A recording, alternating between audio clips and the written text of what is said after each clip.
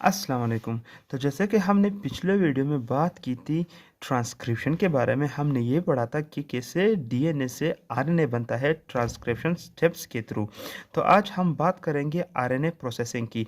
Basically जो RNA processing है ये काफ़ी ज़्यादा लिंक्ड है ट्रांसक्रिप्शन के साथ, क्योंकि जब ट्रांसक्रिप्शन में कोई नया आरएनए बन जाता है तो उसे इन स्टेप्स से गुजर कर लाजमी जाना होता है। अदरवाइज जो नया ट्रांसक्रिप्ट आरएनए है वो प्रोटीन बनाने के काबिल नहीं होता। तो आरएनए प्रोसेसिंग की अगर हम बात करें कि इसकी ज़रूरत क्यों है, वाई आरएनए इज प्रोसेस्ड, यानी जो नया आरएनए बना है उसे प्रोसेस्ड क्यों करते हैं, तो इसलिए करते हैं क्योंकि एक पहली बात तो ये कि इसमें इंट्रॉन और एक्सॉन दोनों मौजूद है जो कि कोडिंग और नॉन कोडिंग रीजन है।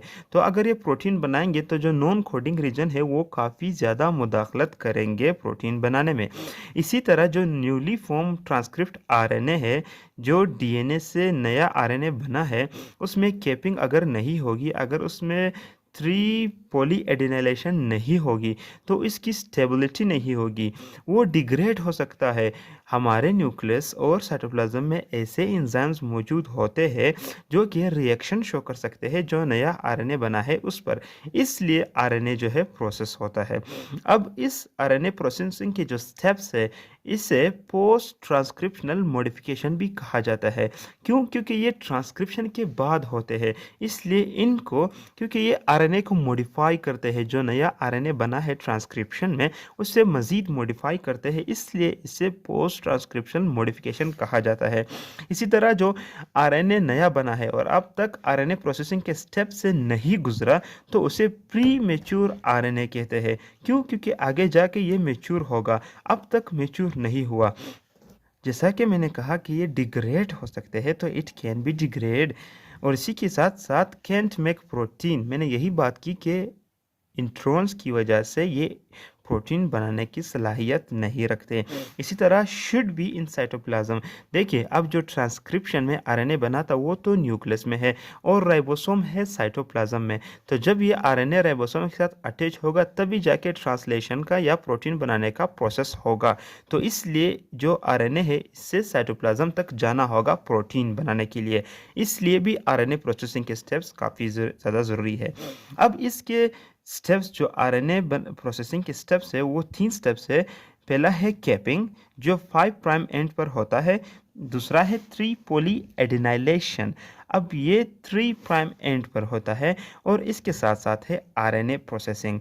अब हम यहाँ पर एक एक को डिटेल से पढ़ेंगे और इसकी वजाहत करेंगे कि कैसे कैपिंग क्या होती है, इसका रोल क्या है, और जो पॉली एडिनाइलेशन है इसका रोल क्या है, और साथ ही साथ जो आरएनए स्प्लाइसिंग है इसका क्या रोल है। तो यहाँ पे सबसे पहले हम बात करते हैं कैपिंग की। अब कैपिंग में क्या होता है कि एडिशन ऑफ मिथाइल 7 ग्वानोसिन, यानी ग्वानोसिन का जो 7वां नाइट्रोजन है उस पर मिथाइल का एडिशन होता है। कैसे होता है? ट्राईफॉस्फेट लिंकेज की मदद से। ट्राईफॉस्फेट लिंकेज की मदद से एक एंजाइम जिसे methyl methyl transferase methyl transferase एक एंजाइम है, ये ट्राईफॉस्फेट लिंकेज की मदद से मिथाइल को ऐड करता है। कहाँ पे? 7th पोजीशन पे, ग्वानोसिन के 7th नाइट्रोजन पे ये मिथाइल को ऐड करता है। और ये को ट्रांसक्रिप्शनली प्रोसेस है। को ट्रांसक्रिप्शनली से मुराद कि जब ट्रांसक्रिप्शन का प्रोसेस शुरू होता है, 20 या 25 न्यूक्लियोटाइड जब आरएनए के स्ट्रैंड में लग जाता है तभी से ये कैपिंग का प्रोसेस शुरू हो जाता है, क्योंकि ये 5 प्राइम एंड पर है और जो ट्रांसक्रिप्शन है वो भी 5 प्राइम एंड से ही शुरू होता है। तो लाजमी बात है कि कैपिंग पहले बनेगा। तो तभी से यानी को ट्रांसक्रिप्शनली, यानी ट्रांसक्रिप्शन के साथ साथ ही ये प्रोसेस, जो कैपिंग का प्रोसेस है, ये शुरू हो जाता है। अब अगर हम इसकी रोल की बात करें कि ये कैपिंग क्यों ज़रूरी है, तो सबसे पहली बात प्रोटेक्शन। अब मैंने आपसे पहले भी कहा कि ये डिग्रेड हो सकती है, जो न्यूली फॉर्म्ड आरएनए है वो डिग्रेड हो सकती है, इसीलिए प्रोटेक्शन के लिए हम जो आरएनए है वो प्रोसेस होकर कैपिंग इख्तियार कर लेती है। और इसी के साथ साथ रिकॉग्निशन साइट भी है। जब ये आरएनए साइटोप्लाज्म में जाकर राइबोसोम के साथ मिलते हैं तो राइबोसोम सबसे पहले कैपिंग को ही रिकॉग्नाइज करते हैं और फिर इसके साथ अटैच होकर ट्रांसलेशन का प्रोसेस शुरू करते हैं, यानी ये रिकॉग्निशन साइट भी है राइबोसोम्स के लिए। अब दूसरे नंबर ये यहाँ पे मैंने डायग्राम जो ड्रा किया है ये कैप है और ये आरएनए है। अब इसके बाद बात करेंगे थ्री पोली एटेल की, यानी पोली एडेनाइलेशन जो 3 प्राइम एंड पर होता है उसकी बात करेंगे। तो सबसे पहले कुछ प्रोटीन्स होते हैं। अब जब हमारा आरएनए बना, जब हमारा स्ट्रैंड बना, ये भी को ट्रांसक्रिप्शनली प्रोसेस से जो पॉली एटेल है या जो ट्रांसक्रिप्शन है, जब उसका टर्मिनेशन आखिर तक चला जाता है तो लाजमी सी बात है जो आरएनए पॉलीमरेज था वो एक स्टॉप रीजन तक पहुंच गया। तो उसके बाद कुछ प्रोटीन्स होते हैं जो कि क्लीवेज करते हैं, जो आरएनए है उसे डिटेच करते हैं डीएनए से। तो इस क्लीवेज के लिए कुछ प्रोटीन्स यूज़ होते हैं। तो सबसे पहले तो जो 3 प्राइम एंड है वो डीएनए से डिटेच होगा, यानी डीएनए से कट जाएगा।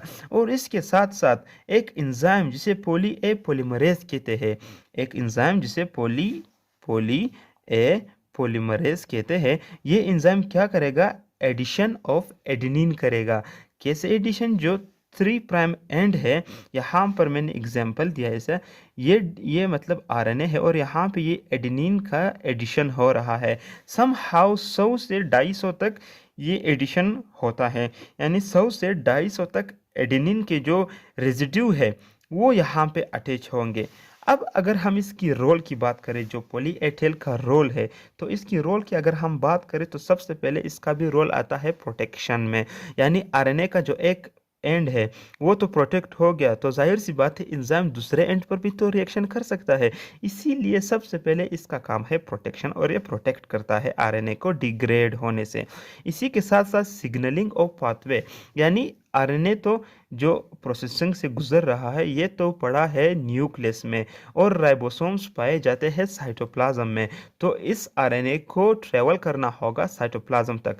तो ये पाथवे का जो सिग्नलिंग है ये भी यही जो एडेनिन की जो रेजिड्यू है, जो ग्रुप है, इसी की वजह से ये पाथवे और ये सिग्नलिंग आरएनए को मिलता है कि आपने यहाँ तक जाकर राइबोसोम के साथ अटैच होना है।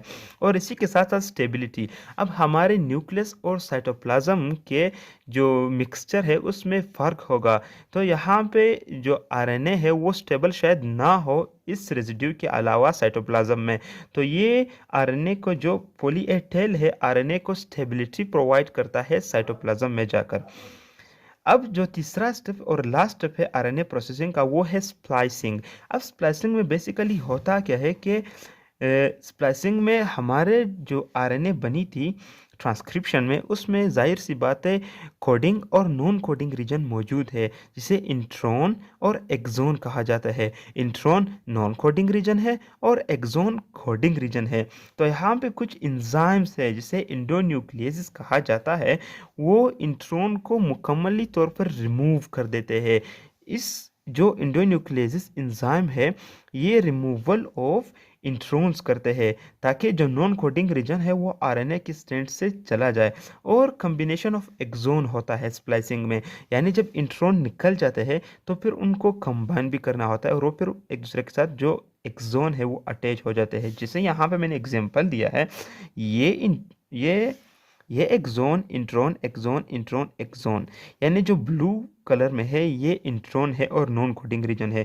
तो यहाँ पे स्प्लाइस होकर सिर्फ एक्सोन बचे हैं और एक दूसरे के साथ अटैच हुए हैं। और अगर हम इसकी साइट की बात करें जो आरएनए स्प्लाइसिंग है, तो ये साइट ये न्यूक्लियस में ही ये एक्शन परफॉर्म होता है।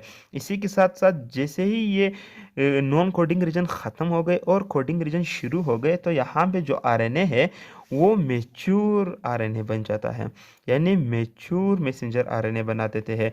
और अब ये रेडी टू ट्रांसलेट है, ये जाएगा साइटोप्लाज्म में और साइटोप्लाज्म में राइबोसोम के साथ अटैच होकर फिर ट्रांसलेशन का प्रोसेस करेगा। तो दोस्तों ये थी हमारी आज की वीडियो। उम्मीद करता हूँ कि आपको वीडियो अच्छी लगी होगी। इंशाल्लाह मिलते हैं अगली नई वीडियो में, तब तक के लिए अल्लाह हाफिज़।